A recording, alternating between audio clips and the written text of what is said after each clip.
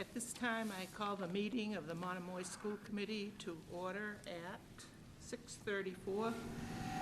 And I will also entertain a motion to accept the minutes, to approve the minutes from October 25th. I move to approve the minutes from our meeting on October 25th, 2018. I second.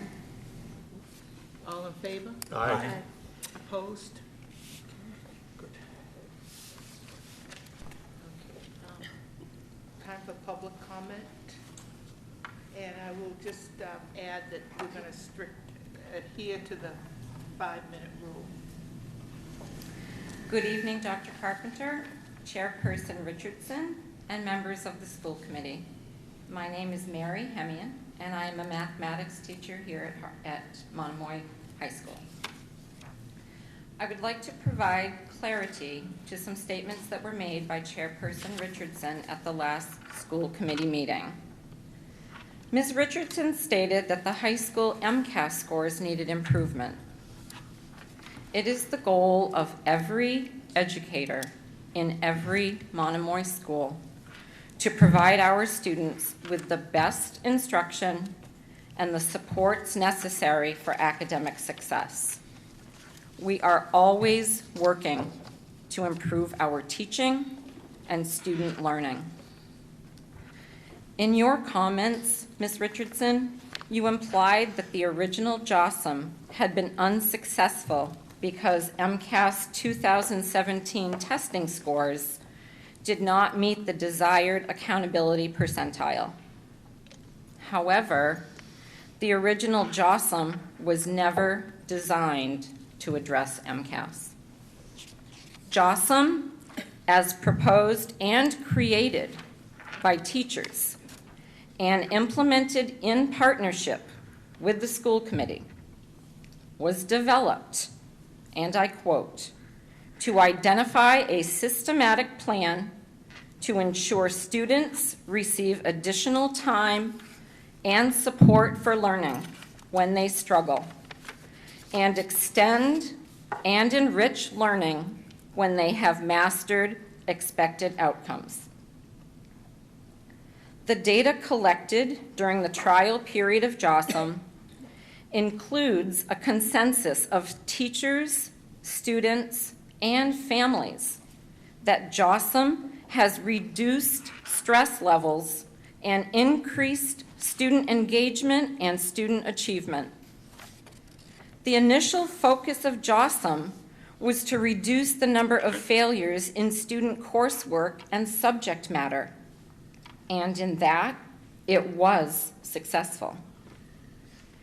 It is our hope that the school committee will accept the teacher's proposal to include the original JOSM in our new contract. Teachers, students, and families agree that one of JOSM's most impressive features is its flexibility to address issues as they arise from year to year, whether the need is to increase AP or MCAS scores or to reduce failures. Monomoy teachers would like to employ JOSM to do so. Ms. Richardson also implied that Monomoy teachers work the fewest number of school days in comparison to other Cape school districts, when in fact, we work the same number of school days as teachers in the towns of Bourne, Barnstable, and Sandwich. It was also intimated that we had exceptional health care in comparison to other school districts.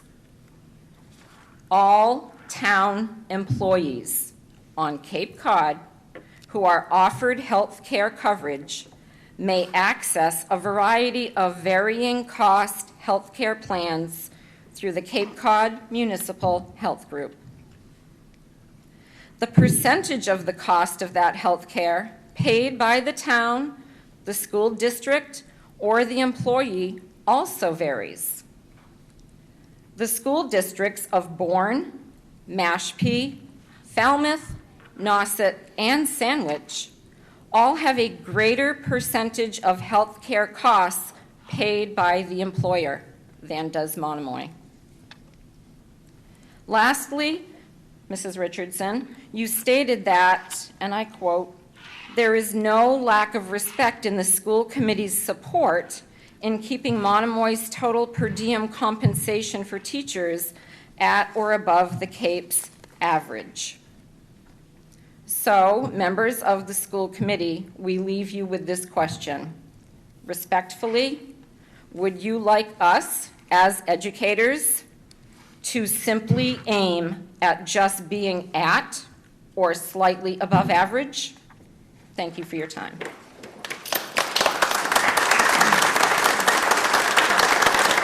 Anyone else?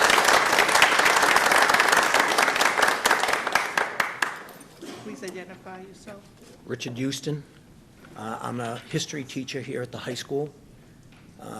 Thank you for giving me the time to speak at the public comment period. 5 minutes? Yep, That was a joke. and I'm counting. Don't worry. And I'm counting. As many of you know, I've been teaching for a while, 41 years, quarter century here in this district. And I wanted to add a little bit of an additional twist to the discussion that's been going on over the last few weeks. One of my 5 course responsibilities is teaching the advanced placement U.S. history students, and I've been teaching AP U.S. history for 4 decades. And with all the changing schedules and other variables, we've had some challenging issues surrounding advanced placement. In fact, we had a task force put together last year at the high school in order to strategize on how best to address these issues. JOSM was a major variable in this, and I thought it would be helpful for the public and for the school committee to hear directly from me. In the 7-period rotating schedule, under the JOSM hour, I was able to be with my advanced placement students for 2 extra hours every 7 days from what's scheduled for the advanced placement class. And that was new for the first full year last year. And we had some of our best scores in recent years. And it's not rocket science, it's history. It's not rocket science, you need time on task with the students to be able to achieve that higher level. So last year we had 19 students earn college credit level scores in the advanced placement U.S. history class, 4 of them with the highest possible score of 5. And, you know, from my point of view, a significant part of that was having the JOSM time carved into the day that allowed us that flexibility that normally does not exist. These students, and I couldn't be proud of them, most of that scoring is their doing, not mine. They're student leaders, they're student government, they're in sports, some of them 3 varsity sports, they're the movers and shakers, they're the ones who are down here at Mr. Monomoy right now, they're the ones who are serving the people in the community at the dinner. Without that JOSM time, there is no other time, even if I'm willing to be after school, before school, in the evening, which to be frank, I used to do much more often. We used to have pizza and history in the old Harwich High. You can't get students together outside of the school time anymore. So I've gone longer than I intended to, and I just wanted to add that as context to this ongoing discussion, because now the new accountability system has an advanced placement component, not just MCAS. You know, the students that I teach as juniors, they've already had their MCAS experience. But our school is also going to be judged under the accountability plan on how we're managing to deal with AP. So thank you very much for the time.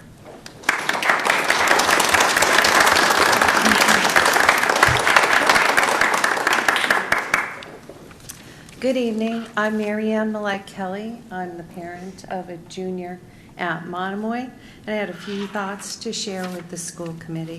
First, I'd like to thank you all for serving on the board.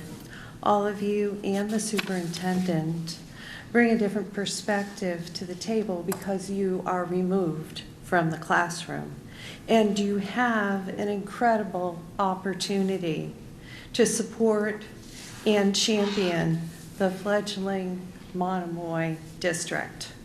Like your chairperson, I've taught for over 3 decades, although I taught on the Lower Cape.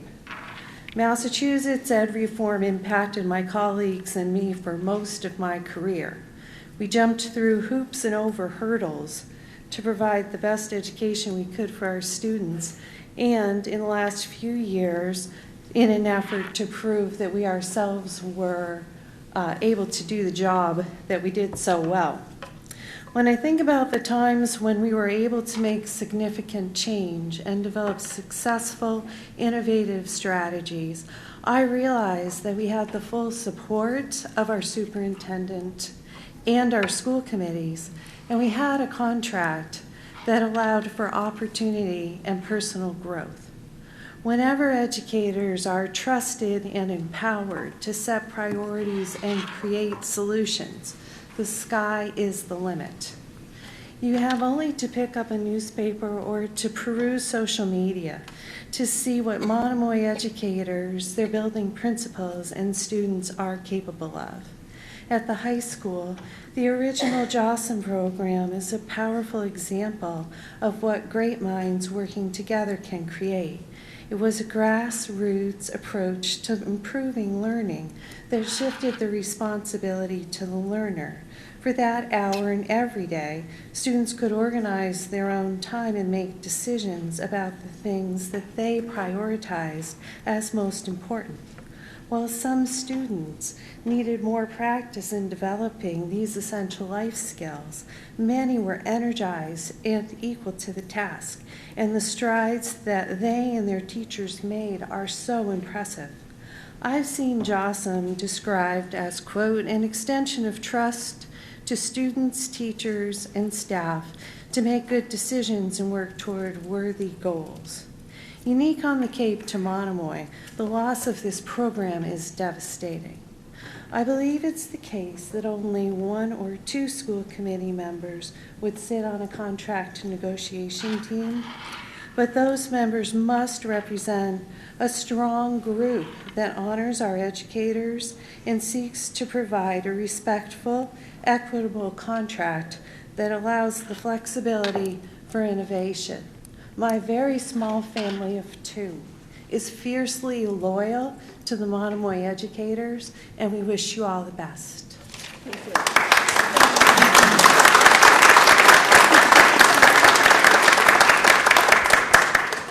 Ma'am? Yes, you state your name, please. Yes. Diana Toscano Gross. I teach at the middle school, and I want to say good evening to everyone in our Monomoy Regional School District's teaching, learning community. Teachers and learners, both ways with the kids. Not what I remember from my school. I walked in the building, I have to share with you, it is so joyous. I was attacked by former students in the middle school. Hey, Miss T, I'm on the football team. Hey, Miss T, this and that. All excited about who they are in their little microcosm of their world, of our world. You ask an actor who a person is, they will tell you it's not a state of being. It is a result. It's an effect of your lifetime experience. I'm looking at those kids. I'm close with them. They are close with me. That is a springboard into success in their lives, no matter where they go. So what are we fighting about? Our teachers have relationships with the students that go far beyond their hours, their days, and their hours in the week. That's valuable. That is priceless. Thank you.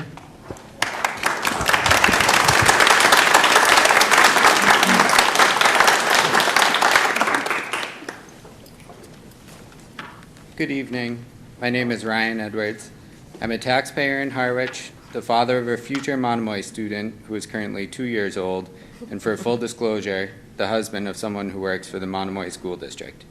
In my experience as someone who has been on a union's negotiating committee through 4 different contract negotiations with the municipality, I found that both sides presenting accurate facts and data was always the best way to find a middle ground in contract negotiations.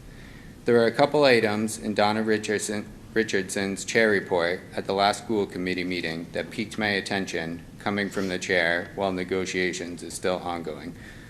A couple of those were addressed by the first speaker, and I'm sure the teachers union will address a couple more. Changing gears a little bit, since merging the Harwich and Chatham schools, the school committee, the administrators, and the educators have done an amazing job turning Monomoy into the well-regarded school system that it is today. Currently, the flood of school choice students to other school districts has stopped, and students are proud to attend this beautiful high school as Monomoy students. We are currently at a crossroad, though, as this contract dispute could change the positive course the school system is on. I believe another public comment speaker at one of the previous school committee meetings said that it is the educators that make the school system, and I have to agree with that. The school committee and the administrators set the framework for the school system, but it's the educators that provide the students with the knowledge, skills, and ability to learn and succeed. We have some of the best educators here at Monomoy. If these educators feel like they are not being supported by the school committee and are not being fairly compensated, they may start looking at positions in other districts. The Cape Cod Chronicle newspaper has highlighted instances in the town of Harwich where employees have left for employment in other towns where they can receive higher compensation for similar positions. Please do not let this happen to our incredibly talented educators.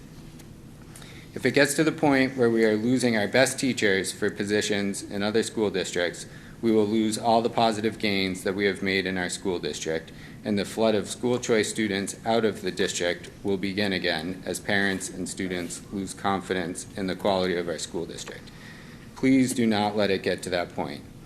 I have no idea what the sticking points are for negotiations, but as a Harwich taxpayer and the father of a future Monomoy student, I urge the school committee to find a way to settle this contract dispute quickly so our school district can continue to grow and thrive like it has been. Thank you.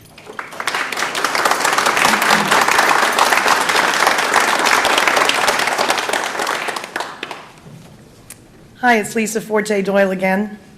I have just two quick comments regarding MCAS scores. If MCAS scores are so important, then why did we cut English teachers?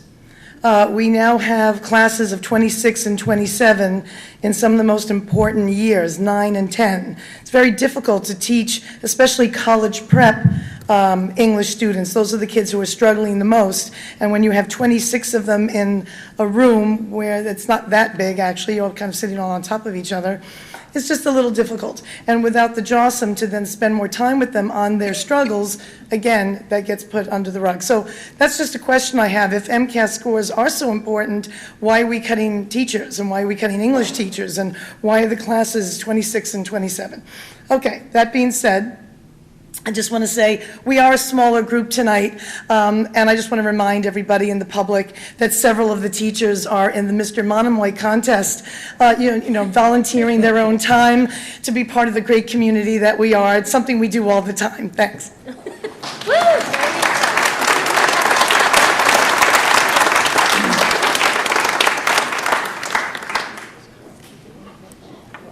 Okay, that will be the end of all comments public comments for tonight. And we'll move on with the agenda items. Recognition, Dr. Carpenter. I want to start by recognizing Nancy Gifford, who is one of our middle school science teachers. Nancy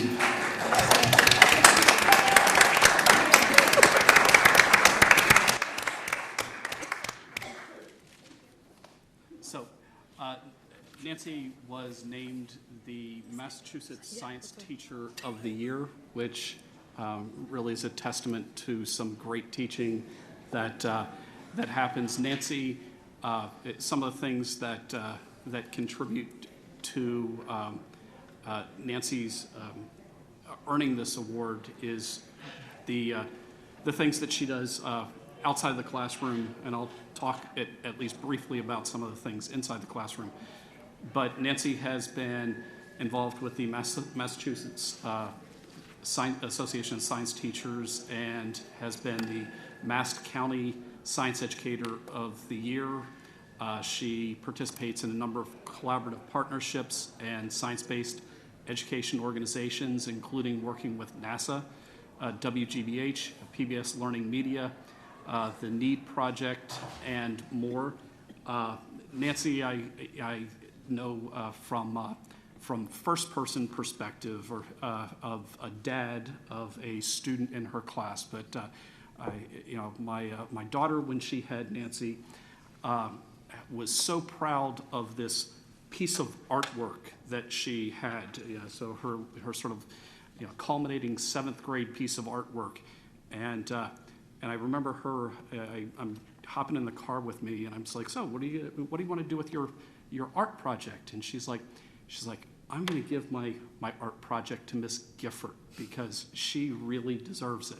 And I thought it was just so special that my daughter thought that the one thing that I was kind of thinking might replace a piece of art that is hanging on my wall from like kindergarten might go up in my wall, but no, she wanted to take that and honor Nancy. So Nancy, I'm glad that you got something even more special than my daughter's 7th grade art project. I still have it, and it's in my closet. It's cool. But I just remember her coming home, just speaking volumes every day about what she was learning, and as a father, again, I really attribute my daughter's shift towards sort of an appreciation and fondness for science for what she really experienced in terms of a teacher who goes and inspires kids to love science. So thanks for what you're doing, and I really appreciate what you're doing now with the robotics at the middle school too. That's just fantastic. So great job.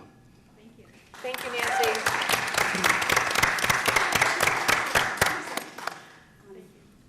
I just wanted to say this is a long time coming. You've done so many things.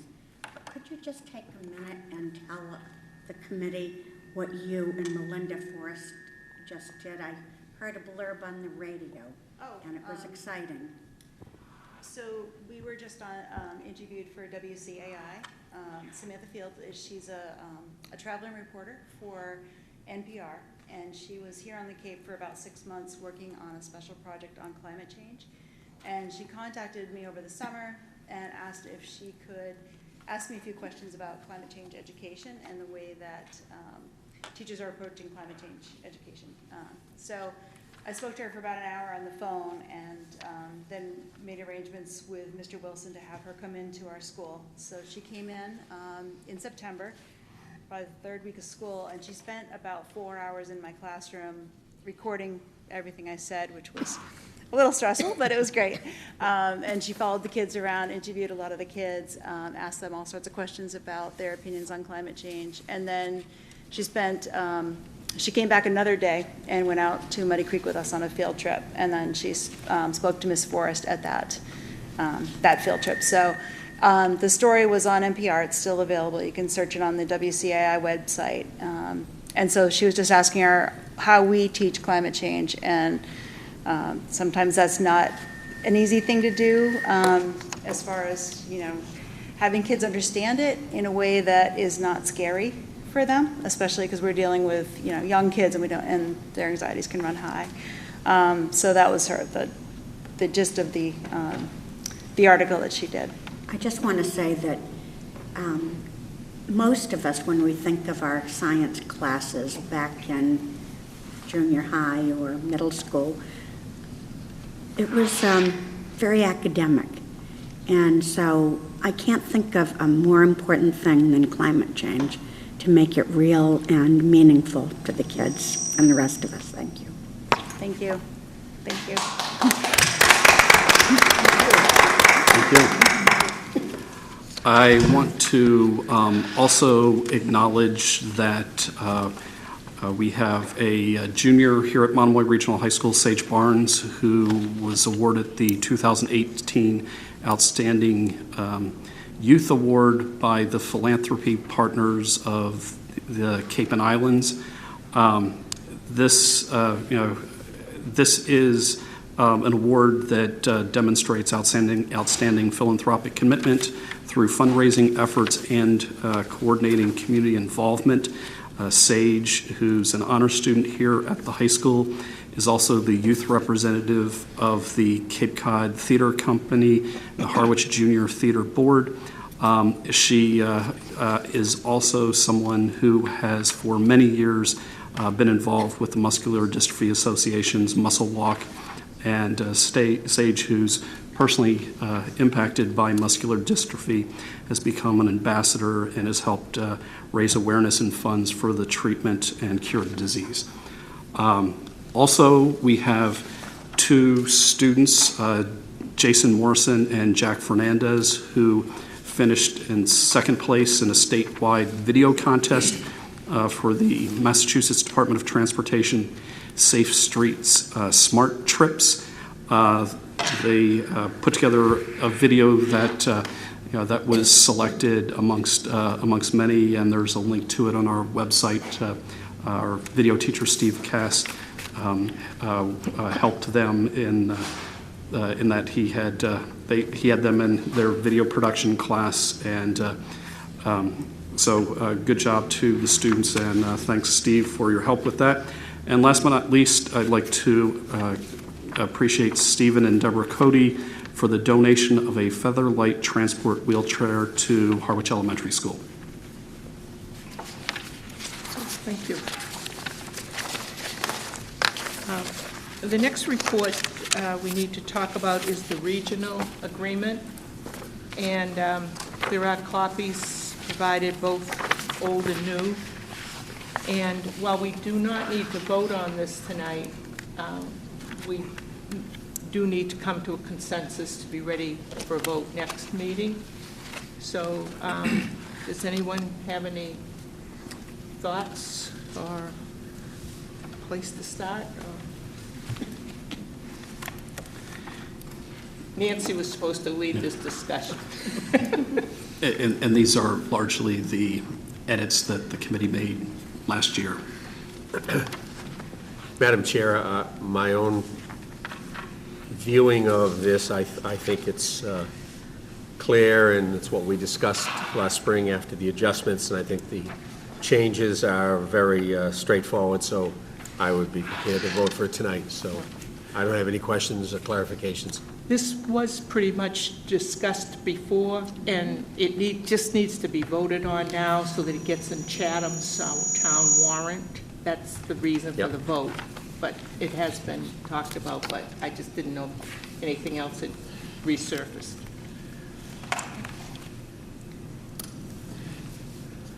As it's not an action item, can we still vote on it tonight if we're prepared to vote, or do we need to wait the additional 2 weeks?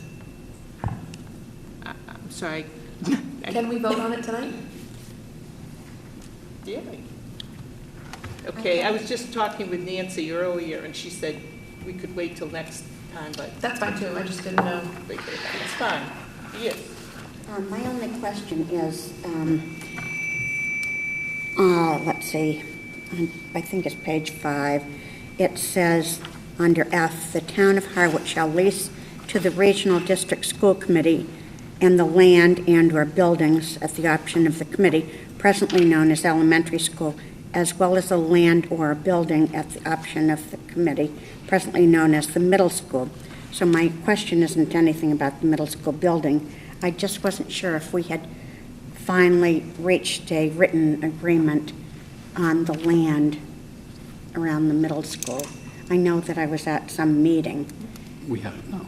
So I don't know if we should cross that out yet, or maybe we should come to an agreement before we vote on that. Well, we can bring it up. I know Donna and I have a meeting with the chair of the Harwich Selectmen and the town manager next Wednesday. At the what? We have Donna and I have a meeting with the town manager and the chair of the Harwich Selectmen next week, and we can bring that up then. Okay. I'd like to be there if it's around that middle school land. That's the other thing. It's just a meeting of the chairs is what the meeting's intended for. Okay. Because our the way I remember we left it last time is that the school would have the use during school time and for a period of till 4 or 5 o'clock on school days, except for rare exceptions if they needed it for something special. Do you recall that at the same time? If that could be put in writing, that would be helpful, because otherwise there are different interpretations that happen as the years go on. Thank you. Okay, so I guess we'll hold off on the vote then until we get language for that. Okay, moving on, strategic plan draft. All right, so in your packets is a one-pager that we could say is a draft strategic plan. I'd like to thank those members of the steering committee who have, over the last roughly month, have been meeting every Monday and Wednesday while we wrestle with the feedback from the community forum, discussion from each building principal in terms of data and things that are working in their buildings, things that areas that the data are telling us we need to improve. Conversations with them about if time and money were not limited, how would they improve education in their buildings? So the steering committee members have been Principal Burkhead, Mark Smith, our Director of Curriculum, Principal Wilson, Principal Oldeck, Melissa McGuire, our Director of Student Services, Robin Millen, our Principal at Chatham Elementary School, myself. As I scroll down the list here, Charles Gruska, who's here today, Jill Lombardo, who's here today, and then committee member Sheehan, Mr. Osalio, and Sharon, and then teachers Sherry Armstrong, Laura Weatherup, and a parent, Julie Santoni, as well. So we've had our group has been meeting. We have sort of focused in on what we call 4 strategic objectives. Those would be the 4 things that are being projected here on the handout in front of you in blue. So the first of those would be to expand community engagement and partnerships by focusing on families' equity and access, increasing community involvement, and further embedding service learning within the curriculum. The second objective, to strengthen social and emotional well-being through a deliberate focus on the development of healthy, supportive relationships and a fully integrated social emotional learning curriculum. The third, close the achievement gap by developing and implementing targeted instruction and supports to improve outcomes for the largest and most persistent achievement gaps. And lastly, improve curriculum instruction and assessment for all learners by ensuring our collective practices are focused on students, preparing them for college, career, and life as members of both the local and global community. Under each of these objectives are hanging what we would call strategic initiatives that that we'd see. So those would be what sort of appears as black, bold, and underlined under each of these. Under the expanding community engagement and partnerships, the initiatives that we really feel that we need to focus on are first, differentiating family engagement, second, to increase community involvement in our schools, and third, to expand service learning. Under the social emotional well-being, to develop a student social and emotional learning, character development, which will really involve implementing the social emotional integration plan that last year folks have sort of defined a plan, so it would be implementing that plan moving forward. In terms of closing the achievement gap, the initiatives would be to implement appropriate research-based, data-guided, innovative practices. Second, to work with community partners to enhance early learning within our towns. And lastly, to create improved partnerships with families of underrepresented students. And lastly, in the area of improved curriculum instruction and assessment for all learners, to standardize a learning-centered approach within our classrooms. And lastly, to provide authentic, challenging, experiential learning that prepares students for 2030 and beyond. So I'll just pause there to just get feedback from the committee on this, and I can kind of talk after that about sort of next steps and how we'll go from this to a finalized plan. Go ahead. I'll argue with you. So I just want to clarify that the strategic plan meeting that we had with the community had a little over an hour of the community input.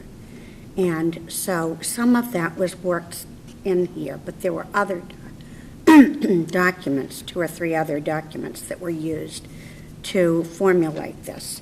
So my interest will be like when we come back on the next steps, because, for instance, under curriculum, there was government, there were life skills, there were financial literacy, some different things under there. So it will be interesting when we come back to next steps to ensure that the community input is clearly down here. I would just like to say that for the past couple days, I've been at the MASC conference in Hyannis, and I've been to a couple of sessions on this strategic plan draft, and what I'm seeing in front of me is so current and is so what I've been hearing from the lectures at these workshops. The thing, and this might fall into where you were leading, Sharon, is the next steps. How are we going to be, accountable for and progress along the, how would we be noted with progress along the way as to how these goals are being met? But I'm sure that will be a part of the plan, but the overall goals, and I'm excited about seeing these. Any other comments? Well, I've attended the same workshops as Donna, so I am trying to get to download the presentation, but this fits into it. But then they talked about how to communicate it to the community, which We can talk about that too. Yeah, so I just wrote down hot buttons. I just like that whole idea of giving your details, of being able to hang this up on the wall. Yes, the workshop that we are attending in Hyannis for the state conference on school committees did have 2 things, particularly the social emotional learning, and there are some ways that we're doing and some even more innovative ways that I'm sure Melissa, because she's very on top of this, will include, that were very, very exciting. It seems as though it's not just Monomoy, but now there are many other communities taking this on. But also what was brought up about the more, I don't want to call it individualized, but personalized way to teach for the kids. And they're bringing up some of those kinds of things specifically. So. Donna, if I could, I have just one point that I think it could fit as a separate category in the second part, but I think it's important to realize that the relations between administrators and teachers is vital to the success of a good school and a good school district. And if we're going to have a positive school culture, which I've only been an adjunct teacher in the high school for a year and then a substitute teacher off and on per diem for a few years. And I think there was, from what I had seen, a very strong and supportive culture in the high school. I say was only because I haven't been involved for a while. In fact, I thought the culture at the high school was one of the best I had ever witnessed and one of the best in which I'd ever participated.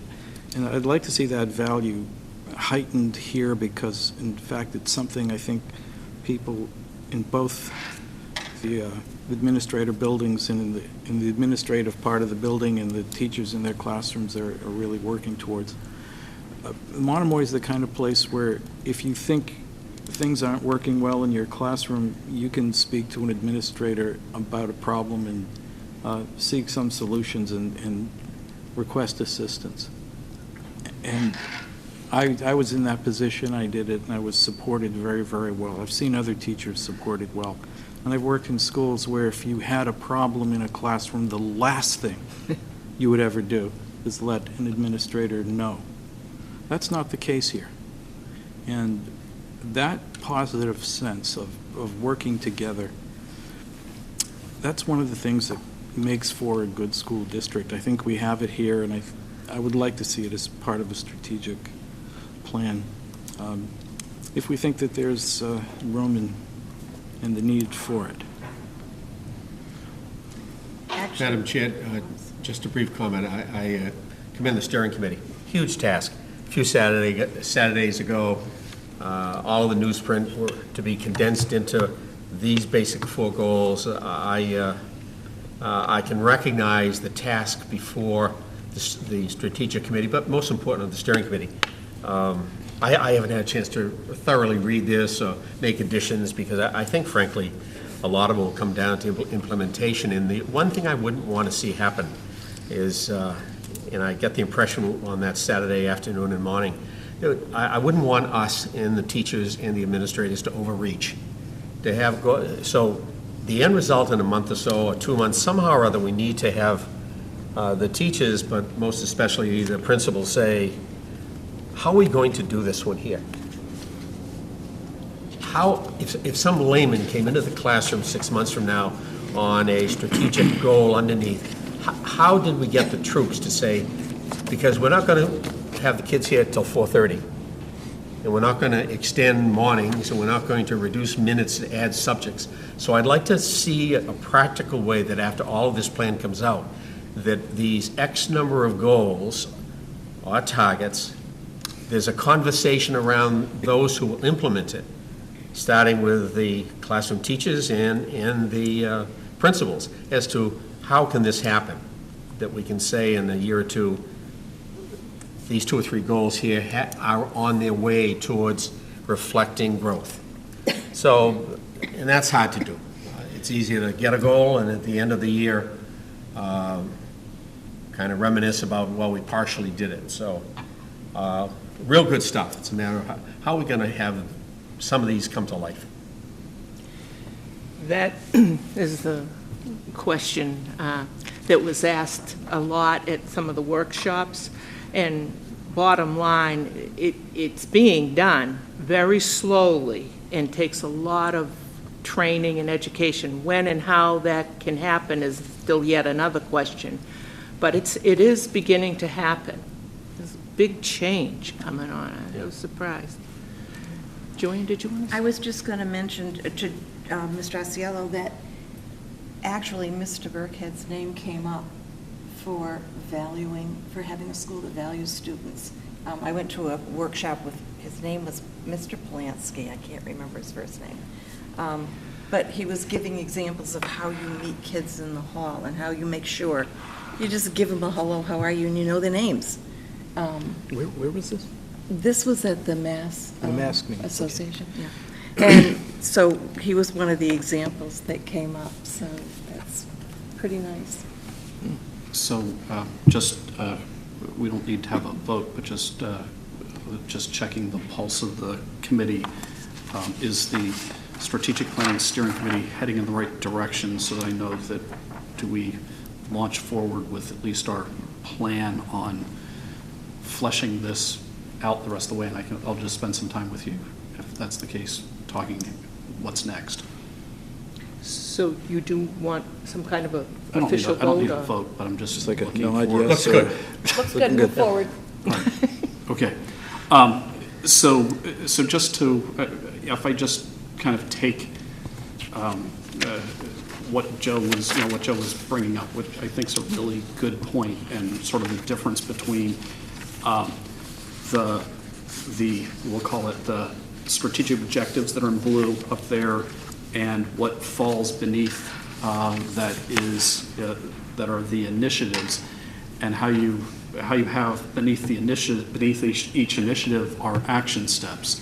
And then we'll get to what Ms. Richardson was getting at on how do you measure your action steps and make sure you have that. So you'll note up there on what's projected in black up on the far, or sort of the top right, it says 1 of 2. I have only given the committee page 1.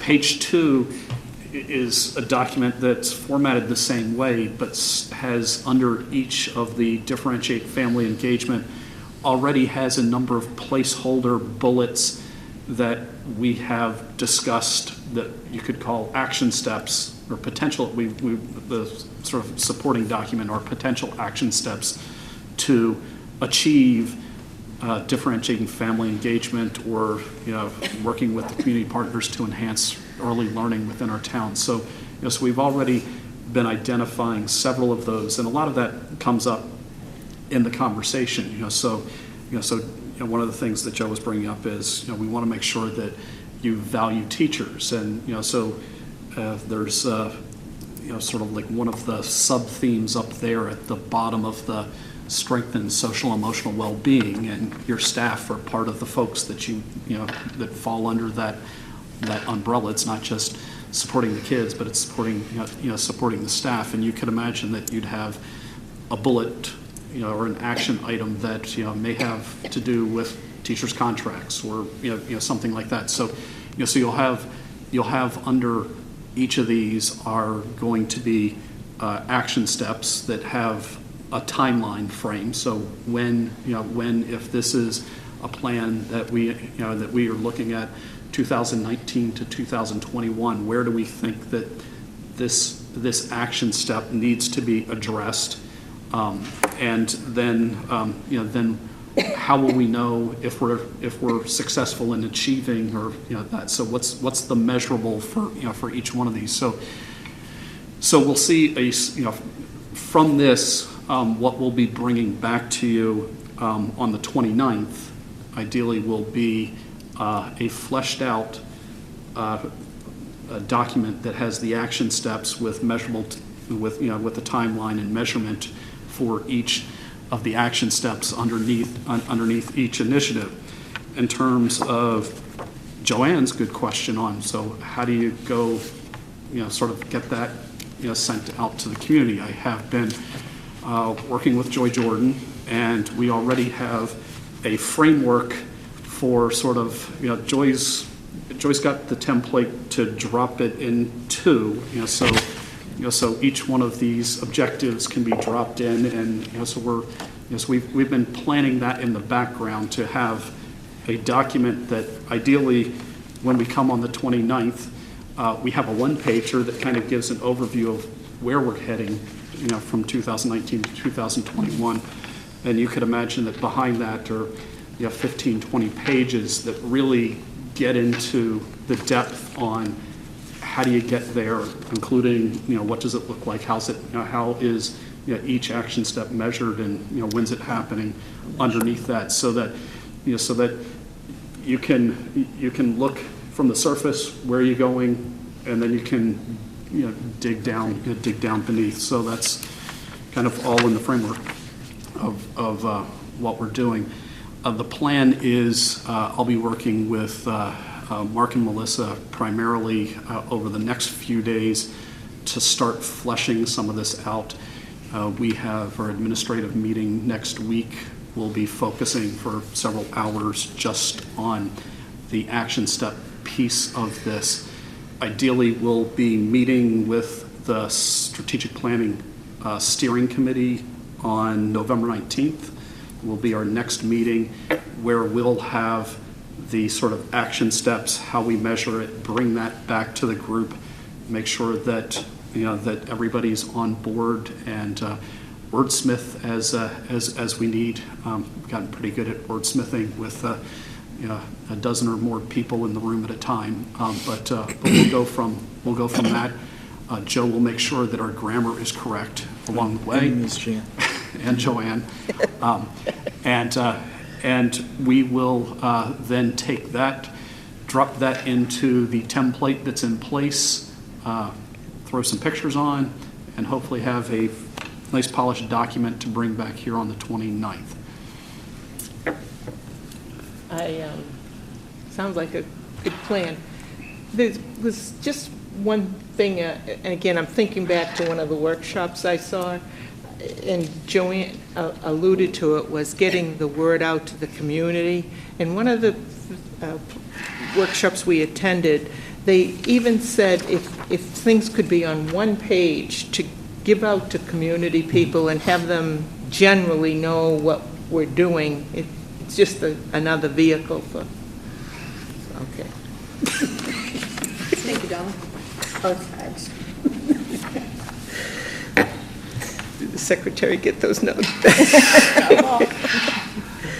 Okay, I guess then we're in good order here. All right. I mean, I think we have a good plan. And So you'll be hearing again on the 29th. okay, moving on with the agenda then will take us to the subcommittees. Good news and bad news about the subcommittees.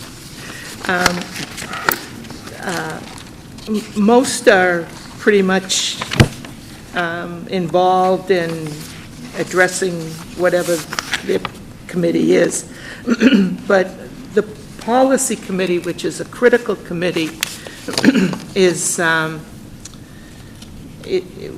we need some more help in that area, and I'm not sure how to go about it. We have 2 people out of 3 on the committee, but it's hard to make policy with 2 members, and I'm wondering if we have some suggestions about what to do, because it seems that, yes, Shannon. I've always been on the policy committee, and we've always had 3. Yes. And I don't, well, you're always meeting with Melissa. I'm not sure we're going to have a problem with 2, but 3 would probably be better. It's just harder to, I mean, it's already hard for us to schedule meetings, so it's good that we don't want a large number. All right, is that okay then? Can we have a policy committee with 2 people? Mm-hmm. And Melissa? You can have a policy meeting, you can have a policy subcommittee meeting as long as you have 2 members there. Mm-hmm. There are, who's on the policy subcommittee? Sharon, Joe, and the mystery person, Steve. And But- Steve, okay. I just think we need to probably get a meeting scheduled, and I think there's starting to be a little backlog of stuff that I needs think to we get have addressed. one scheduled. Okay, Oh,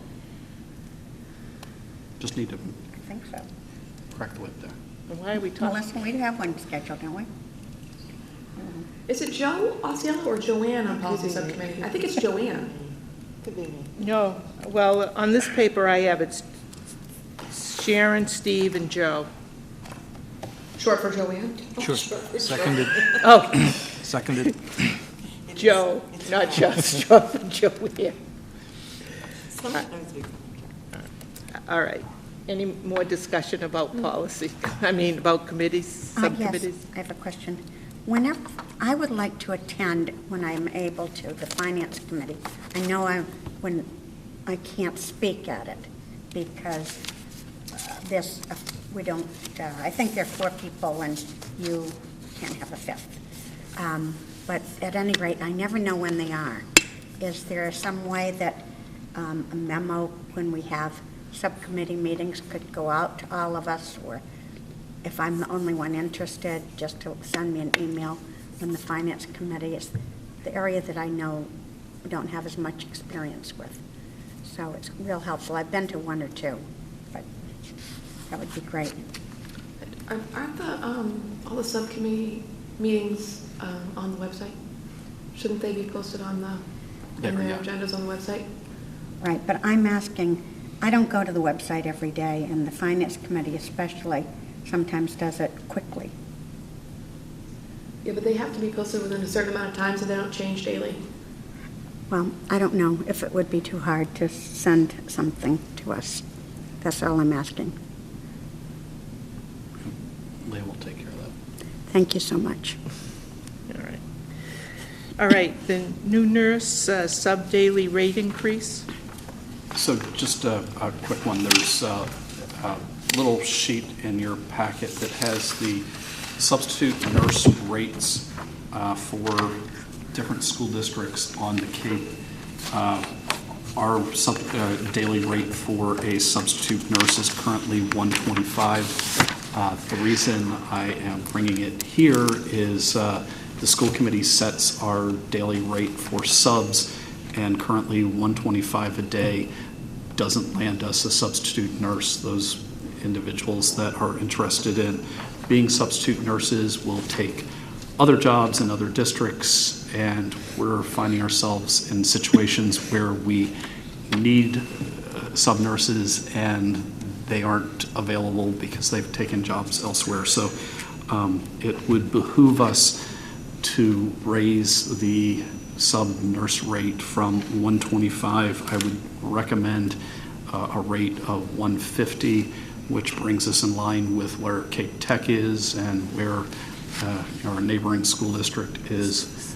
That would likely then bring us, 150 seems to be pretty much the going rate for sub-nurses on the Cape, and would have us, I think, better positioned to fill slots. I move that we change our rate to $150 because we definitely need a nurse when we... I would second that. All in favor? Aye. Aye. Opposed? Motion carries. Well, speaking of subcommittees, are there any reports? All right. Superintendent's report? Let's see, I will share, the superintendent is an imperfect being and now and then makes mistakes. I had the wonderful pleasure of going into a fourth grade classroom at Chatham Elementary School this week to have some mail time with all fourth grade boys at Chatham Elementary School. And I had this wonderful engineering idea in my mind, and I did not plan fully for what fourth grade boys might do. And of course, I also had this vision that I'd be doing this in the cafeteria, and the cafeteria was in use, and the challenge was a carpeted room, and I brought marshmallows and straws, and there were three very ingenious boys who somehow managed to take an entire bag of marshmallows and turn it into fluff. And then proceed to build. And I'm just like, please don't touch anything, please don't touch anything, please don't touch anything. Well, that didn't happen. So for those mothers who may have had very sticky clothes to work with, and to Ms. Maycomer, whose classroom I think I've been banned from in perpetuity, I am sorry, but it was a lot of fun. And I learned I learned a lot from fourth graders. So also I did have a nice evening with a few parents. We had a parent university last Thursday night. We had, I believe, a whopping 9 parents come to our MCAS map testing evening, but it gave us an opportunity to go and, at least for those parents that came, share with them the how to interpret MCAS scores and MAP scores that they see. And because of the size group, it allowed Mark Smith and I to spend a lot of one-on-one time with each of the parents to help them interpret their scores. And for me, I think one of the most heartwarming bits of that evening is one mother came up to me, quite concerned about her fifth grade daughter, and that that she wanted to to make sure that her fifth grade daughter was reading, doing more reading, and I was just sharing with her some of the information that we had presented was, if you look at the MAP testing data, it gives a Lexile range, and I said, here's the website and the information we provided you. You can punch in the Lexile range, and she was saying her daughter likes animals, and you can type in animals as a subject matter, and it will kick out, here's a list of books that your daughter would likely be interested in. So she saw that as helpful, and then I was sitting down with her going over her daughter's growth, and her daughter had finished in the meeting, not quite meeting expectations range last year, or the prior year, in third grade, when she was getting those scores, and then I looked at the growth that her daughter had in fourth grade at the elementary school, and she was in the 90th percentile for math and like the 96th percentile in ELA, and I'm just, it was nice to go and tell her, it's like, your daughter, is in the, this top tier of students in terms of how much growth that they're seeing, and is solidly in the meeting expectations. She's right where she needs to be, and at the rate she's going, is likely going to be exceeding expectations. And so it was a nice opportunity to just have some conversations with parents one-on-one, and my suggestion to her is she might just send a thank you note to that fourth grade teacher, because clearly something went really well with her daughter and that teacher. But anyway, we have the slide deck that we presented that night. We have for parents as well. So, but it would be nice if we had 100 parents, but maybe for something a little more exciting than MCAS and MAP testing results.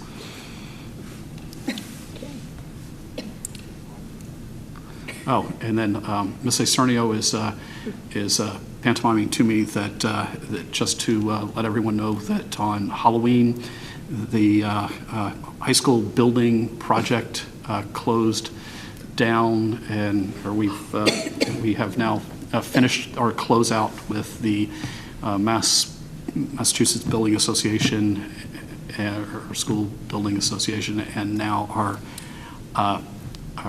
planning our final building committee meeting, so we can just say, here's the final grant that we received. I know that Don is already working with our two towns on how that that'll get paid out over the course of time, and but it's nice to have that one in the record books, and it'll be nice to at least get back together with the building committee one last time and close things out.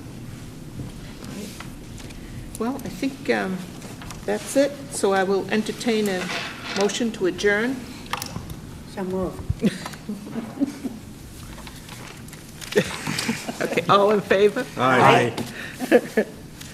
Okay. We're done. Yeah.